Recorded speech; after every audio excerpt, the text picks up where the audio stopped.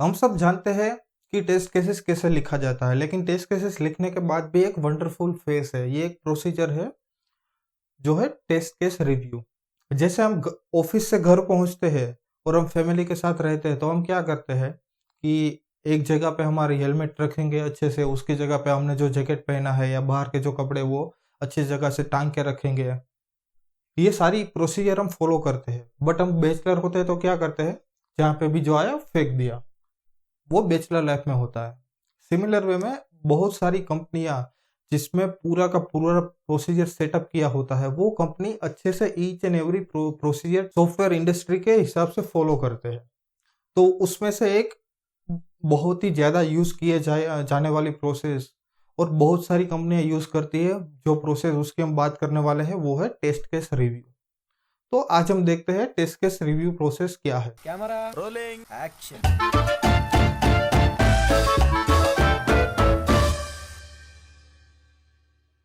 कोई टेस्टर है, राहुल करके कोई एक टेस्टर है, वो एक लॉगिन फंक्शनैलिटी पे या एप्लीकेशन के एक हिस्से पे काम करता है। तो वो जब भी अपना टेस्ट केस लिखना खत्म हो जाता है तो वो क्या करता है, वो अपने मैनेजर को बोलता है कि भाई बॉस, ये मेरा काम खत्म हो गया।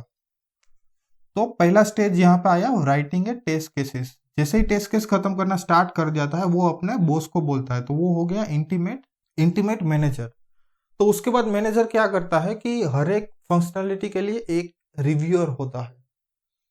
वो बंदा, ये जो उसके जो राहुल ने टेस्ट केस लिखे हैं, वो टेस्ट केस एक बंदे को भेजेगा रिव्यू करने के लिए। लेट से ये बंदा क्या करता है कि उसने जो भी टेस्ट केस लिखे हैं, मान लो यहाँ पे उसने 40 टेस्ट केस लिखे हैं, तो वो सारा टेस्ट केस यहाँ पे पढ़ेगा और उसके बाद उसमें कोई भी खामियां है तो क्या करेगा कि वो फिर से वो टेस्टर को भेजेगा। तो इसके जो इनपुट है उसके हिसाब से टेस्टर वो सारी खामियों को दूर करेगा और उसके बाद फिर से वो बंदा राहुल रिव्यूअर को भेजेगा और रिव्यूअर देखेगा कि ना भाई, वो जो भी मैंने बोला है ABC, जिसमें जो भी गलतियां थी, ये तीनों गलतियां उसने फिक्स की है। उसके बाद रिव्यूअर उसको अप्रूव करेगा और जैसे ही रिव्यूअर अप्रूव करेगा, वो एक टेस्ट केस रिपोजिटरी में सारा स्टोर हो जाएगा और बिल्ड साइकिल में, और जब भी उसको टेस्ट करना है वहां से ये सारा टेस्ट केस पिक करेगा और 1 बाय 1 टेस्ट केस एग्जीक्यूट होगा। तो ये रिव्यू प्रोसीजर हो गई। तो यहाँ पे सबसे पहले क्वेश्चन आता है कि रिव्यूअर कौन बन सकता है, रिव्यूअर कैसे बनता है और कौन बंदा कौन से फंक्शनैलिटी पे टेस्ट करेगा। तो हम यहाँ पे ये सब चीजें एग्जांपल से समझते हैं। मान लो हम जीमेल एप्लीकेशन पे काम कर रहे हैं, तो जीमेल पे हमारे पास बहुत सारे मॉड्यूल है, कंपोज मॉड्यूल है, सेंट मेल है, ड्राफ्ट है, मीट है, चैट है, और ये सब टेस्ट करने के लिए एक टेस्टिंग की टीम होती है। मान लो टेस्टिंग की टीम में 10 बंदे हैं और 10 बंदों को मैनेज करने वाला या उसका एक मैनेजर होता है जिसका नाम टॉमी है। तो वो क्या करेगा, टॉमी बंदा, वो हर एक टेस्टर को असाइन करेगा। इसमें से 2 टेस्टर उठा के, यहाँ पे 2 टेस्टर है A एंड B, उसको कंपोज के लिए रखेगा। फिर 2 टेस्टर C एंड D को उठा के सेंट मेल के लिए रखेगा। फिर F को यहाँ पे लगाएगा, G को यहाँ पे लगाएगा, I को यहाँ पे लगाएगा। तो हर एक मॉड्यूल को क्या करता है कि पूरे एप्लीकेशन में मॉड्यूल के हिसाब से वो ब्रेक डाउन कर देता है, छोटे छोटे हिस्सा बन जाता है। तो उसके हिसाब से हर एक मॉड्यूल के पास लिए डेडिकेटेड रिसोर्स होता है। अब ए भी क्या करेगा कि उसको फोकस करना है कंपोज के ऊपर, CD को फोकस करना है सेंट मेल के ऊपर। अब इसमें भी एक और क्वेश्चन आता है कि यहाँ पे उसने A और B को ही क्यों चुना, यहाँ पे CD को क्यों नहीं चुना। तो उसमें भी बहुत बड़े क्राइटेरिया होते हैं कि सबसे पहला क्राइटेरिया क्या है कि जो बंदे के पास सबसे ज्यादा नॉलेज है वो बंदे को वो मॉड्यूल पे रखेगा। अब मान लो कोई बंदा बैंकिंग एप्लीकेशन है और कोई बंदे का मैथमेटिक्स और वो सारे सिनेरियो में स्ट्रांग है, तो ट्रांजैक्शन वाला जो फ्लो है उसमें वो पर्टिकुलर बंदे को रखेगा। सिमिलर वे में जो भी बंदे को कंपोज के बारे में सबसे ज्यादा प्रोडक्ट नॉलेज है, मैनेजर उसको असाइन करेगा। तो हम ऐसा मान सकते हैं कि अगर A B कंपोज पे काम कर रहे हैं, तो उसके बाद पास कंपोज फंक्शनैलिटी का सबसे ज्यादा नॉलेज है बाकी बंदों के हिसाब से। दूसरा सिनेरियो क्या हो गया कि क्रिटिकल फंक्शनैलिटी, कि एप्लीकेशन की हर एक फंक्शनैलिटी क्रिटिकल नहीं होती। जीमेल है तो जीमेल एप्लीकेशन की क्रिटिकल फंक्शनैलिटी क्या है, तो हम बोल सकते हैं कि ये सारी क्रिटिकल फंक्शनैलिटी है। उसके बाद टर्म्स एंड कंडीशंस है, सेटिंग है, या ऐसी बहुत सारी फंक्शनैलिटी है वो हम डे टू डे बेसिस पे यूज नहीं कर सकते। तो मैनेजर क्या करता है कि सबसे ज्यादा एक्सपीरियंस वाले जो बंदे हैं उसको क्रिटिकल फंक्शनैलिटी पे काम करने के लिए बिठाएगा, क्योंकि जो एक्सपीरियंस बंदे हो गए वो गलतियां कम करेंगे।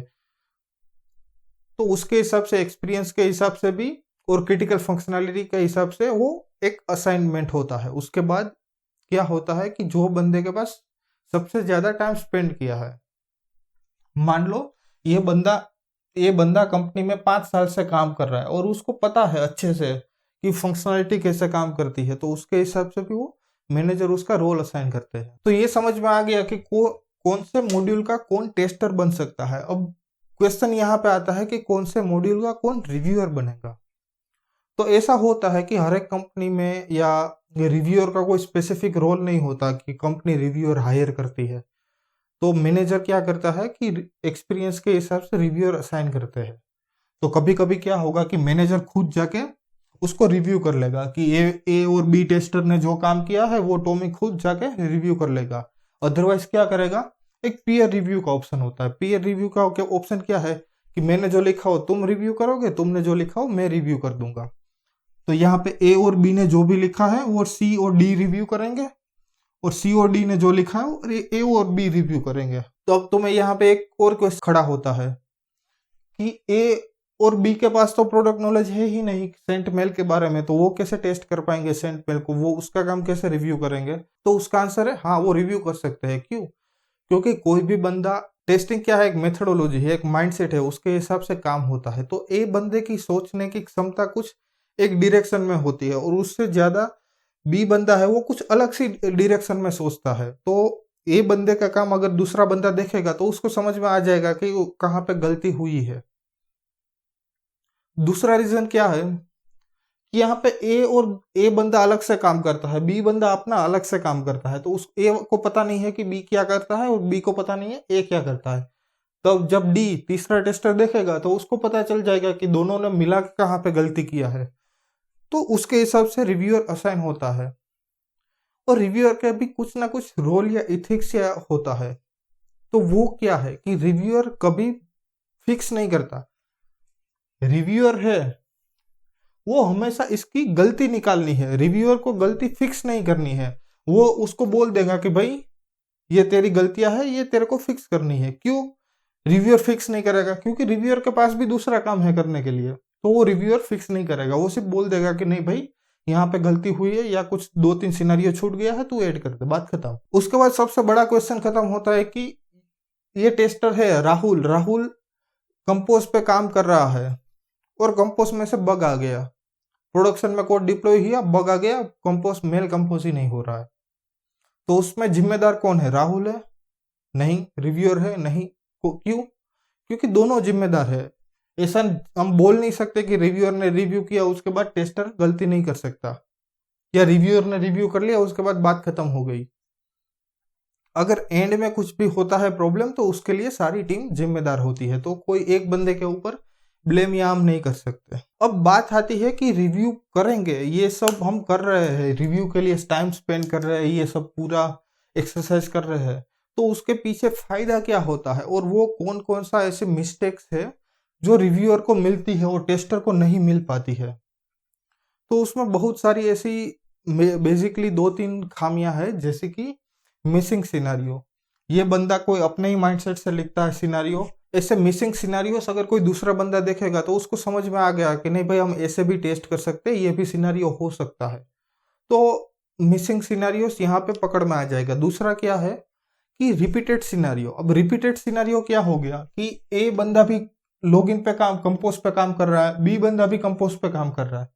तो ऐसा हो सकता है कि ए ने भी कुछ XYZ सिनेरियो मिस कर दिया और यहाँ पे भी इसने कुछ सिनेरियो मिस कर दिया। उसको लगा, ए को लगा कि बी कर लेगा, बी को लगा ए कर लेगा, और दोनों के बीच में वो कुछ छूट गया।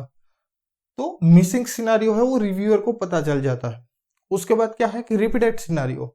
ऐसा भी हो सकता है कि दोनों ने एक ही सिनेरियो ऐड किया, या कभी कभी क्या होता है कि कंपटीशन चलती है कंपनी में, वो बंदा क्या करता है कि दूसरों का काम को देखता है और वो थोड़ा बहुत चेंजेस करके नया बना देता है, और उसको लगता है कि मैंने ज्यादा काम कर लिया, लेकिन दोनों का मतलब कंक्लूजन सेम ही होता है।